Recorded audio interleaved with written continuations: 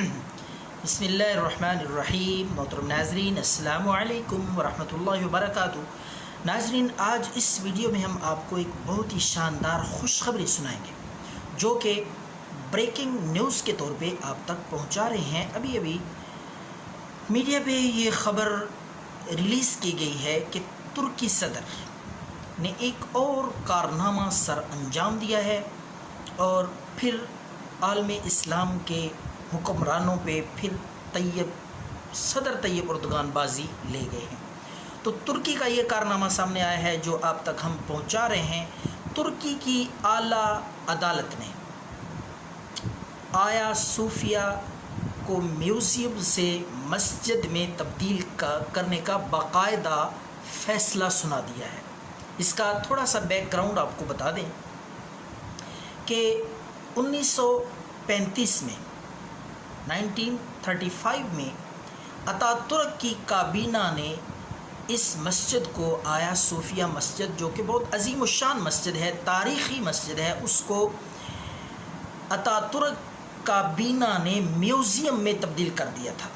بدقسمتی دیکھیے، کچھ لوگ جن کو اللہ یہ اعزاز دیتے ہیں کہ وہ اللہ کے گھر بناتے ہیں، اللہ کی مسجدیں تعمیر کرتے ہیں، لیکن بدقسمتی سے کچھ لوگوں کے مقدر میں یہ لکھا ہوتا ہے کہ وہ مسجدوں کو گرا کر مسجدوں کی جگہ میوزیم یا مندر بناتے ہیں۔ دیکھیے، بدقسمتی سے ہمارے ملک میں بھی مسجدیں گرائی جا رہی ہیں، حالانکہ پیارے پیغمبر نے بہت بڑی بشارت سنائی۔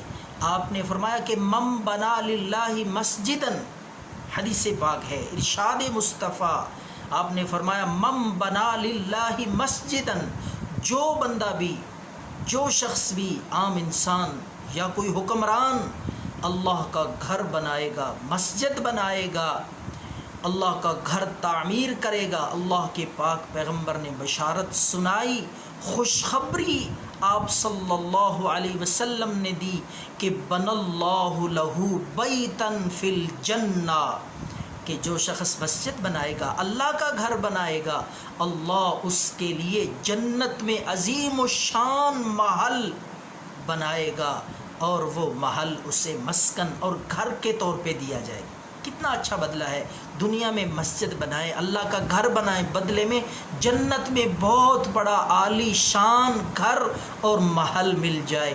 لیکن بدقسمتی سے یہ لکھا ہوتا ہے کچھ لوگوں کے مقدر میں، آج صدر طیب اردگان پھر بازی لے گئے اور انہوں نے یہ ثابت کر دیا ہے کہ وہ سچے اور مخلص ایماندار حکمران ہیں۔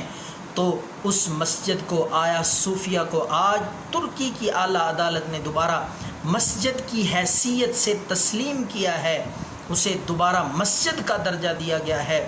تو اس لحاظ سے یہ کریڈٹ صدر طیب اردگان کی حکومت کو جاتا ہے۔ بہت بڑی عالم اسلام کی شاندار فتح ہے، خوشی کی بات ہے کہ ایک میوزیم کو اللہ کے گھر میں، مسجد میں بدل دیا گیا، اسے مسجد کی حیثیت اور دوبارہ اللہ کا گھر ہونے کی حیثیت سے تسلیم کر لیا گیا ہے۔